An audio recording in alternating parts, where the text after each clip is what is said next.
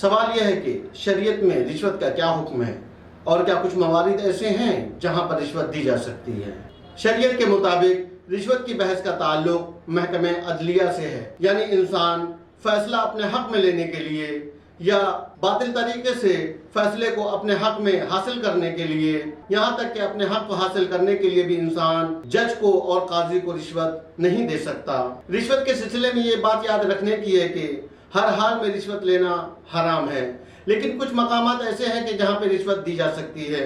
جیسے کہ انسان کو یقین ہو کہ اسے اپنا حق حاصل کرنے کے لیے رشوت دینا پڑے گا، کہ اگر اس نے رشوت نہیں دی تو اس کا حق اس سے چھین لیا جائے گا، اور اس معاملے میں وہ مجبور ہو جائے، تب شریعت اجازت دیتی ہے کہ وہ رشوت دے کر فیصلہ اپنے حق میں لے سکتا ہے۔ لیکن محکمہ عدلیہ کے علاوہ دیگر مقامات پر کچھ ایسے موارد ہیں جہاں پر رشوت دینا حرام ہے، جیسے کہ حرام کام کے لیے رشوت دینا،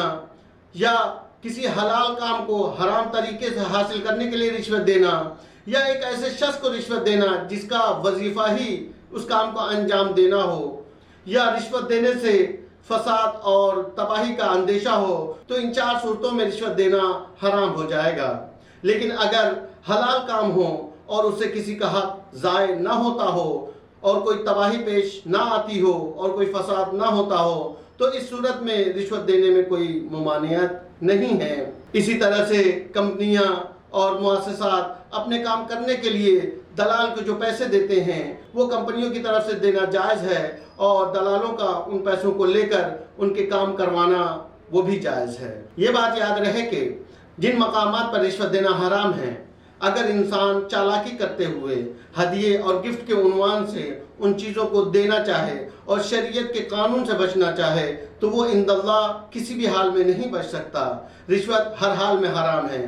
اس کی صورت اور اس کے عنوان بدلنے سے رشوت ختم نہیں ہوتی اور اس کا حکم زائل نہیں ہوتا۔ رشوت جہاں جہاں حرام ہے وہاں پر اگر گفٹ اور تحفے کے عنوان سے کچھ دیا جائے تو وہ بھی دینا حرام ہوگا، اور لینے والوں پر بھی اسی طرح سے حرام ہوگا۔